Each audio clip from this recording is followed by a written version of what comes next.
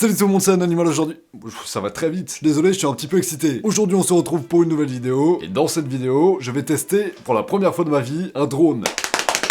Ah! La putain de sa mère. J'ai reçu de la part de DJI leur DJI Spark, qui est un drone milieu de gamme fait pour ceux qui débutent en drone, qui est assez facile à contrôler, etc. Je l'ai donc avec moi aujourd'hui, et j'ai pas simplement le drone. DJI m'a envoyé le Flymore Combo, qui contient le drone, une batterie de plus, des protections pour les hélices, et surtout, une manette. La manette sur ce drone est pas obligatoire. Vous pouvez tout à fait le contrôler qu'à partir de votre téléphone, mais évidemment, avec une manette, ce sera beaucoup plus précis. Bon, d'habitude, quand je déballe les objets, je m'en bats un petit peu les couilles. Il m'arrive de faire tomber 2-3 trucs, c'est pas super grave. Mais là, si je fais tomber un seul truc, je me chie dessus instantanément. J'ai très peur.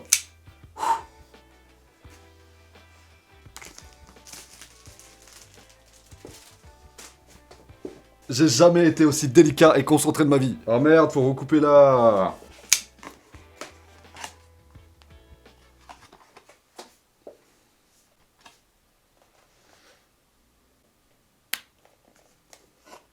Putain! Je suis trop impatient, je vais faire de la merde. Eh ben, nickel, je viens de me couper. Ah, l'enculé. Ici, vous avez une première sacoche dans laquelle, je pense, il y a tous les accessoires. Ici, le drone. Et là, j'imagine... Oula. À l'intérieur, vous avez toutes les notices. Et je pense que c'est la première fois que je vais les lire vraiment. Oh, mais déconnez pas, j'étais chaud pour lire, mais pas à ce point.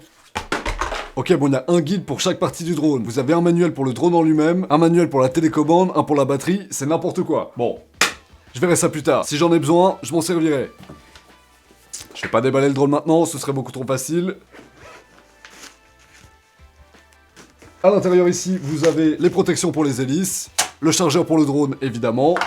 Ça, waouh. Ça, c'est la télécommande. Et ensuite, y a plus rien. Très bien. Bon, va falloir passer aux choses sérieuses au bout d'un moment. Pourquoi j'arrive pas à l'ouvrir? Ouah! C'est dangereux, faites pas ça. On m'a donné un drone vert, il est petit de ouf. Waouh. Ok, bon, ici vous avez une deuxième batterie, sachant qu'il y en a déjà une sur le drone. Et ici ce sont, j'imagine, les câbles de chargement, pas du tout. Ce sont des hélices de rechange. Ah merde. Encore une fois, le drone vient de Chine, du coup j'ai le droit à une prise chinoise. Nickel. Je vais mettre le drone à charger comme indiqué, et on se retrouve juste après. Ah putain.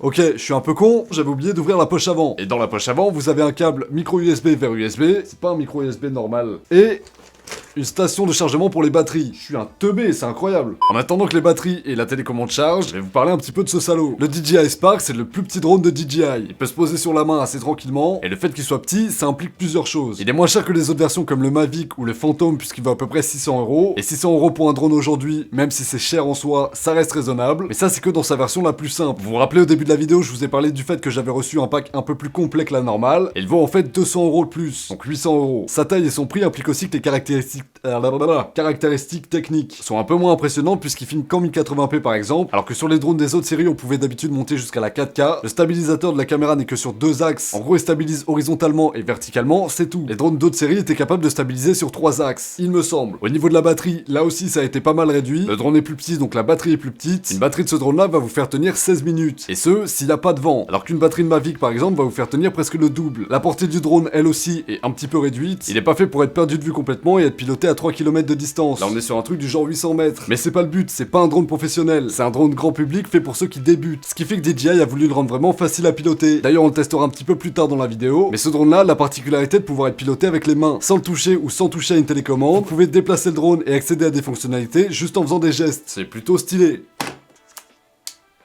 Je vais connecter mon drone à l'application DJI que je viens juste de télécharger. Comment je fais? Ok, j'appuie une fois et je reste appuyé. Ouah, calmos. Il me fait flipper cet enculé, décolle pas mec hein. Voilà. Il me fout la pression de ouf. J'arrive pas à rentrer le password. Ok, j'ai trouvé le wifi du Spark. Je suis connecté. Waouh. Je pars sur un podcast avec un drone là. Bon, faut savoir un truc, c'est que j'habite en ville. Il est donc interdit de faire voler le drone juste à côté de chez moi. C'est totalement illégal. Bon, si vous faites pas prendre, ça va. Sinon, on part sur 75 000 € d'amende et 1 an de prison. Ça pique un peu. Si vous voulez voir où vous pouvez voler, etc., il suffit de vous rendre sur le site Géoportail, qui est un site officiel avec une carte officielle qui est mise à jour très régulièrement. Vous avez toutes les zones en France où vous pouvez voler et à quelle hauteur. Il n'y a aucune zone vraiment autour de chez moi où je peux voler. Du coup, je vais faire décoller le drone ici. Meilleure idée de ma vie. Je vais quand même mettre au cas où les protections pour les hélices, histoire de pas tout niquer chez moi. Et bon, on va faire décoller cette merde. Je suis pas du tout rassuré par ce que je vais faire, je devrais même pas le faire, mais je suis beaucoup trop impatient. Je me prépare mentalement à faire la pire erreur de ma vie. C'est parti. Merde. Ok, bon, c'est nul. Je dois d'abord faire une mise à jour.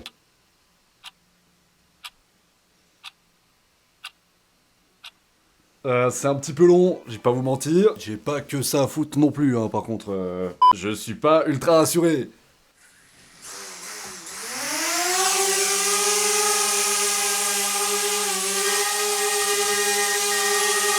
Redescends, redescends, redescends.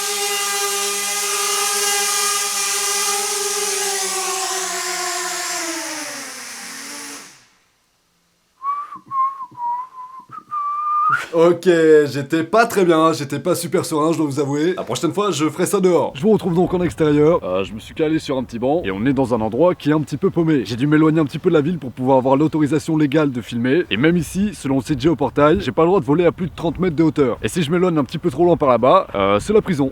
Voilà, j'ai pas le droit de voler là-bas, même à 1 mètre de hauteur. Je vous ai parlé des batteries tout à l'heure qui durent environ un quart d'heure. Sauf que ce drone-là, et c'est le seul chez DJI, a la possibilité de se faire recharger par micro USB. Et donc vous pouvez utiliser une batterie portable. Ça m'est bien. J'oublie pas ça parce que je suis un bolos et que j'ai vraiment peur de cracher le drone. Je viens de lier le drone à la télécommande. Je vais essayer de le faire décoller et de faire des trucs propres. Je garantis rien, c'est mon premier vol. Je me chie dessus.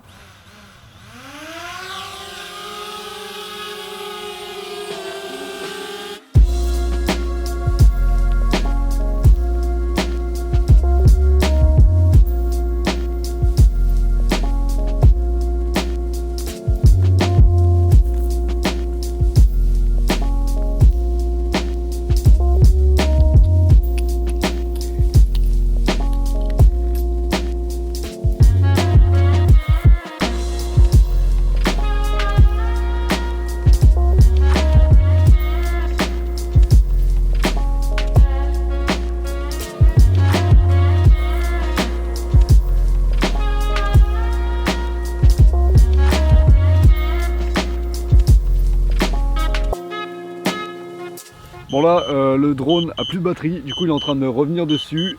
Et j'espère qu'il va pas s'écraser dans un arbre.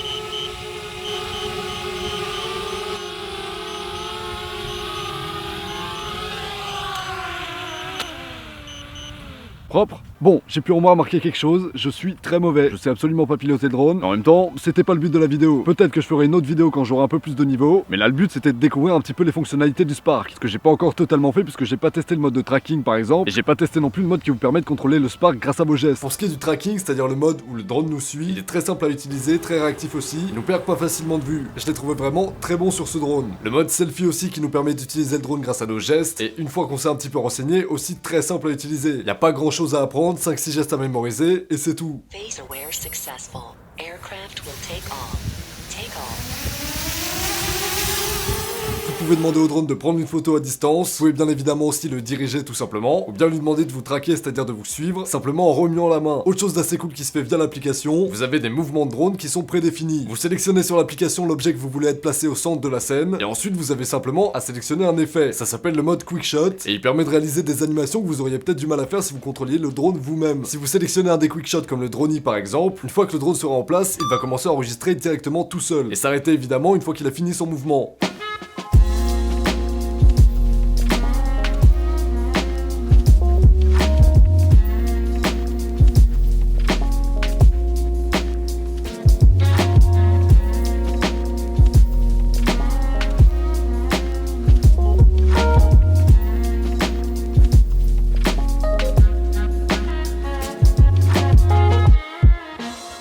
Sur la télécommande, vous trouverez un bouton sur lequel il a marqué Sport, qui permet de faire passer le drone en mode Sport. Je suis un génie. Le mode Sport va vous permettre de piloter le drone 2 fois plus rapidement. Il va passer de 25 km/h à 50. Ce sera beaucoup moins précis pour faire des jolis plans, mais ça va plus vite. Bon, comme vous l'avez vu, j'ai pu tester un petit peu le drone dehors. Je l'ai utilisé, etc.